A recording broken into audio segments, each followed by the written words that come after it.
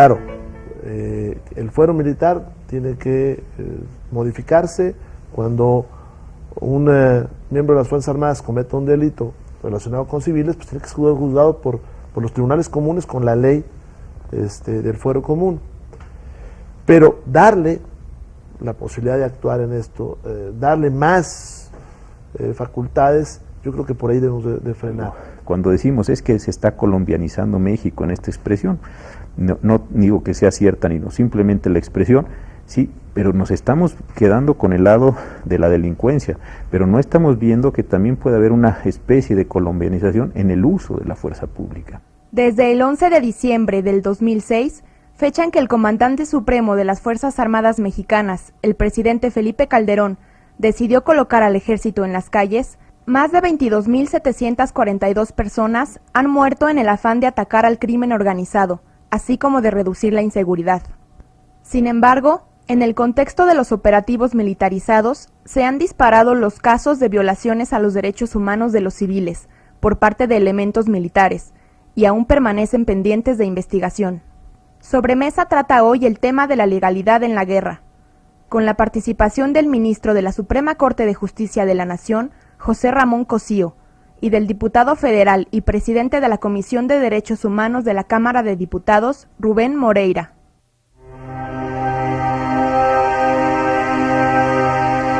Buenas tardes, gracias por acompañarnos aquí en esta sobremesa, donde seguimos extrañando la presencia de Carlos Monsiváis, que se está recuperando para fortuna de todos nosotros.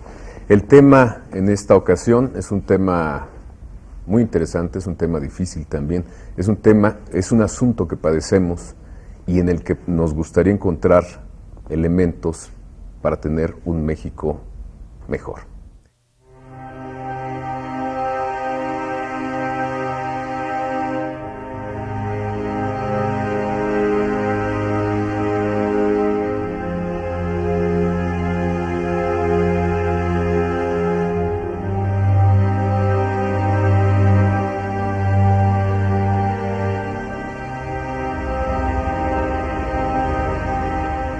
¿Estamos realmente viviendo una guerra legal? ¿Es legal la guerra que tiene el ejército mexicano, el gobierno mexicano, el Estado mexicano contra el narco?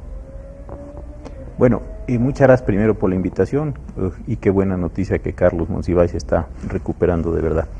El asunto, por supuesto, es delicado, tiene muchas aristas, pero hay que recordar que hay una decisión de la Suprema Corte de Justicia de hace algunos años cuando se discutió la constitucionalidad de la Ley de Coordinación de Seguridad Pública, y en ese momento esa Suprema Corte de Justicia, que por supuesto ha cambiado su integración, definió que las Fuerzas Armadas podían realizar funciones también de coadyuvancia a las policías, a las fuerzas ordinarias de seguridad, siempre y cuando estuvieran sometidas a la autoridad civil.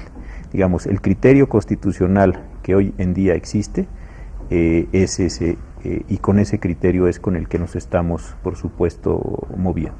Entonces, desde un punto de vista estrictamente técnico, creo que la decisión de la Suprema Corte, interpretando la Constitución, pues sí avala este tipo de operaciones en lo general. Por supuesto, ya si hay violaciones particulares o cuestiones delicadas, eso ya sería un tema distinto, pero entiendo que el sentido de la pregunta es por la cobertura general del tema, ¿no? Exactamente, y precisamente a partir de esa cobertura general hay elementos que ya están surgiendo, diputado Moreira, que tienen que ver con los derechos humanos. Es un elemento que también, no solamente ahora, sino en el futuro próximo y no tan próximo, seguirá dándole vuelta a la sociedad mexicana y haciéndonos ver que las cosas se pueden hacer de muchas maneras, y entre otras, bien o mal. Bueno, en el diciembre del 2006, el presidente de la República utiliza un término, dice, una guerra, porque no se va a solucionar. Claro, el fuero militar tiene que modificarse cuando un miembro de las Fuerzas Armadas cometa un delito relacionado con civiles, pues tiene que ser juzgado por los tribunales comunes con la ley del fuero común. Pero darle la posibilidad de actuar en esto, darle más facultades, yo creo que por ahí debemos de frenar. Por otra parte viene la minuta del Senado dándole más facultades a la Comisión Nacional de los Derechos humanos. Por otra parte, están circulando una serie de leyes pues, relacionadas con delitos que están ligados ahora por la dinámica que se presentó a la delincuencia organizada. Hoy mismo se están cuestionando figuras que hace unos años se pusieron sobre la mesa, y me refiero al arraigo, al testigo protegido, a las intervenciones telefónicas. Hoy están siendo cuestionadas. En la sesión reciente hubo diputados que están cuestionando directamente el arraigo. El Comité de Derechos Humanos de la Organización de las Naciones Unidas está cuestionando el arraigo. Digamos que el momento que vive México tiene una gran cantidad de líneas de acción, tenemos una gran cantidad de iniciativas que están circulando. Y como el presidente de la República no fijó cuándo se acaba esta guerra, pues hoy mismo el horizonte se ve muy lejano. Originalmente dijo que utilizó esa palabra, que las drogas no lleguen a nuestros hijos. Entonces, si hoy mismo disminuye la violencia, eso no implica que la droga no llegue a los hijos, sí, en ese parámetro. El hecho de que en Ciudad Juárez hoy haya menos violencia no quiere decir que tenga éxito la política que instrumentó el señor presidente de la República. Estamos en verdad en unas arenas movedizas, y yo le veo dificultad para salir adelante, pero creo que lo primero que hay que garantizar es la defensa de los derechos humanos, que no se puede combatir el crimen con crimen y que no se puede poner a las instituciones en riesgo. Antonio Navalno, tú como observador en materia de derechos humanos hay una discusión fuerte, ¿no? Se dice que también los derechos humanos pueden ser utilizados, o la defensa para proteger al crimen o a la gente que está fuera de la ley. Yo lo que creo es que toda esta situación lo que evidencia es la necesidad de definir exactamente el alcance del conflicto y los instrumentos que se juegan. Vuelvo a repetir, no es posible compatibilizar los tiempos civiles de la paz con los tiempos de la guerra. Son leyes diferentes, se rigen por consideraciones diferentes y por situaciones diferentes. Pero es que además el problema que estamos teniendo es que la no existencia de una temporalidad, de una definición, ¿cuál es el objetivo físico, el ejército, dónde radica la victoria? Más allá, naturalmente, si es una victoria contra el vicio, contra el pecado, pues entonces será universal. Pero si no, ¿dónde está la batalla? O sea, ¿dónde está el Celaya? ¿Dónde está la batalla de Torreón? ¿Dónde está la batalla que significa el cambio de la tendencia? Segundo, a mí me preocupa mucho la desprotección como ciudadano. Aquí hemos tratado en algunos programas anteriores lo que significa pues, que podamos ser objeto en cualquier momento de caer, aunque estemos en cualquier ámbito universitario, como le pasó a los muchachos del TEC, víctimas de un enfrentamiento entre el ejército y los sicarios. Pero también me preocupa la protección legal de las instituciones del Estado mexicano. Porque es que llevados por este camino, que hace mucho tiempo era predecible, yo no quiero ni imaginar lo que va a significar la actuación, que el ministro acaba de dar un dato muy importante, que no, mire, los datos son muy claros, tenemos una condena, acaba de rescatar un principio muy importante, ambos dos son hombres de leyes, el ministro obviamente como su principal dedicación. Es que a mí nunca se me olvida que dame el hecho y te daré el derecho, el hecho del que sale el origen del Código Militar de hoy, pues naturalmente reflejaba la existencia de un poder militar que también lo era civil y que significaba su intento de crear un Estado. En este momento, las tendencias de cualquiera han ido a lo largo de los años por dar una competencia militar al ámbito de la guerra. El problema aquí está en usar ese término sin acompañarlo legalmente con las decisiones. Vamos bien, ¿es con inteligencia o es con fuerza? ¿Los resultados del Estado colombiano son por inteligencia o son por fuerza? ¿Es el objetivo la violencia? ¿Es el objetivo las drogas? ¿Hasta dónde estamos signados por nuestra posición geográfica? Lo decíamos hace tiempo, ¿dónde queremos parar el agua cuando entra a nuestro país? ¿O vamos a hacer un dique cuando sale de nuestro país? Es cuestión de reflexionar cuál es el rumbo y detenernos un poco y ver el riesgo que estamos poniendo a instituciones populares como el Ejército Nacional. A él le debemos nuestros 60 años, nuestros más años de estabilidad. Entre el 1 de diciembre del 2006 y el 31 de agosto del 2009 se interpusieron ante la Comisión Nacional de Derechos Humanos 1.836 denuncias por supuestas violaciones a derechos humanos cometidas por personal militar. En el caso de la Secretaría de Marina, del 1 de diciembre del 2000 al 14 de noviembre del 2009, la CNDH recibió 40 quejas en contra de su personal. Entre las denuncias se mencionan cateos ilegales, detención ilegal, derecho a la vida, tortura y lesiones. Por su parte, la Corte Interamericana de Derechos Humanos, en su informe anual 2009, reportó 232 denuncias contra el Estado mexicano, 64 más que en 2008. Constitucional que siempre ha dado. Hay un tema que está saliendo también con motivo de esta guerra contra el narco, que tiene que ver con leyes también, y es la cuestión de legalizar o no la droga precisamente para combatir a este flagelo. Yo antes de eso, hay otro tema que también me parece que hemos perdido mucho de vista, porque tenemos también un estereotipo de las personas que están en delincuencia organizada, que es la persona que tiene la camisa floreada, es decir, todo lo que, el estereotipo ese que hemos construido.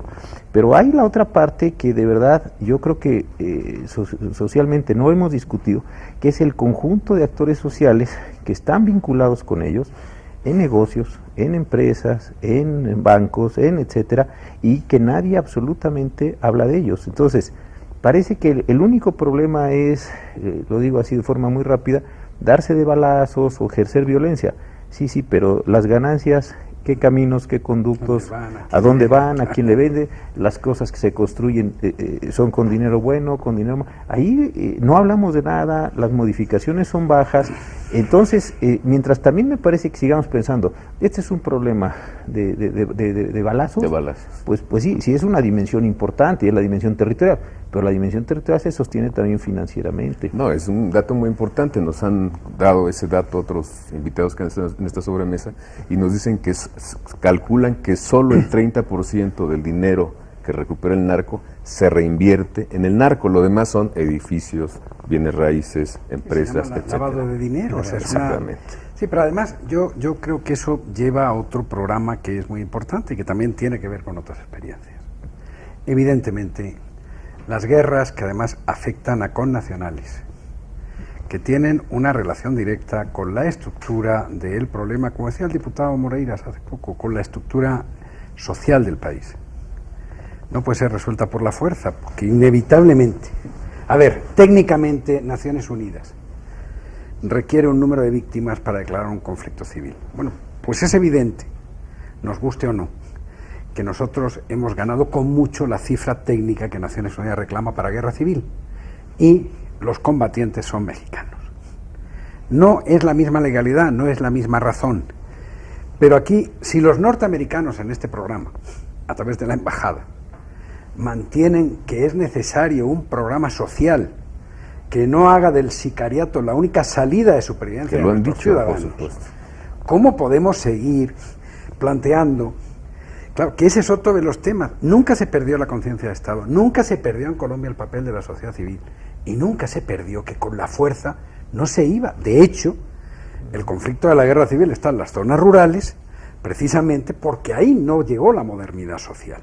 Y en las ciudades cambió, porque una cosa es tener una marginalidad delincuencial, y otra cosa es tener toda una estructura social que simplemente no cumple con la obligación de prever salidas distintas de las delincuenciales. Eso nos va a llevar en cadena. Claro. Y perdón que tome la palabra otra vez, pero es también el problema. En ciertas zonas, desde hace tiempo, me da la impresión que los políticos servían ciertas cosas. Bueno, vamos a suponer que esa historia fuera correcta. Pero el problema es que entramos a un nuevo tipo de delincuencia, obviamente violenta, lo decía Antonio, con armas muy grandes, con presupuestos muy fuertes, etcétera, y tampoco me parece que nos sentamos a reflexionar sobre qué tipo de condiciones queríamos, o en qué condiciones queríamos que operaran nuestras fuerzas de seguridad pública. Si uno pregunta, y tuvimos algún caso en la Suprema Corte que tuvimos la posibilidad de ver esto, ¿cuáles son los protocolos de uso de fuerza de la policía? No hay. Muy poquitas policías tienen manuales, etc. Entonces, creo que seguimos también metidos en esta idea de si no tengo regla, eso significa que puedo actuar como quiera, y me conviene actuar como quiera, porque no, es que el tema no es ese. Si tienes reglas, te proteges, porque si cumples la regla, y la regla es constitucional y es legal, bueno, pues estás en la legalidad y el Estado te está sosteniendo y te está apoyando para que puedas hacer ciertas cosas que el propio Estado te ordena que hagas. Si hay un fuego donde hay que dispararse porque no hay más remedio, porque va la vida de uno, la vida de los otros, y se llega a esa condición, pues si hay un protocolo y el protocolo se satisface, pues no hay problemas de violaciones, simplemente se está actuando como unas reglas que el propio Estado y su orden jurídico reconocieron. Yo creo que esta idea de nos conviene la ambigüedad, nos conviene la oscuridad, yo creo que también está resultando muy peligrosa en este momento cuando, me parece, y eso es parte de una reflexión general, de verdad queremos tener, yo insisto, no creo que el ejército progresivamente regresar y debemos potenciar una policía con muchas mayores capacidades, muy bien, esa nueva policía, ¿qué queremos? ¿Quién la manda? ¿Qué puede hacer? ¿Qué no puede hacer? ¿Cuándo se subordina al Ministerio Público? En fin, ¿cuándo está subordinado a jueces, si fuera el caso, etcétera? Y entonces me parece que eso también es parte de la construcción del andamiaje institucional hacia las fuerzas de seguridad del Estado, que les permite a las fuerzas de seguridad del Estado actuar fuerte, porque pues es una cuesta compleja, pero fuerte, digamos, en la ejecución de las acciones, pero también fuerte en el respaldo. Porque también ahí hay una ambigüedad, y lo decía Antonio también, creo que muy bien. Están las instituciones también en una situación bastante incierta, y uno dice, hombre, en esas condiciones tan precarias, pues sí es difícil. Claro, no, eso es cierto. Hay otra cosa que me llama la atención, señor ministro, y tiene que ver con la cultura de la legalidad. Luego uno dice, o lo dice el ciudadano muy comúnmente, ¿para qué queremos más leyes, más reglas si no se van a cumplir? Eso es una verdad. ¿Cómo combatir eso? ¿Con más leyes, Antonio? Eso por supuesto, pero en cualquier caso hay dos maneras de ver, no lo del optimista o del pesimista. Yo creo que todo esto lo que hay que procurar es que sirva para reorganizar el país, reordenar el país. Oyendo al ministro me parecía no solamente una maravilla, es una modernización que necesitamos y que debe empezar por una conceptuación. Claro, llevamos demasiados años confiando en que el equilibrio social propio o el impuesto garantizaba un ecosistema. El ecosistema ha saltado por los aires. Y lo ha saltado porque, entre otras cosas, estamos asistiendo al espectáculo terrible del desafío frontal por capacidad de fuego de los malos contra los buenos.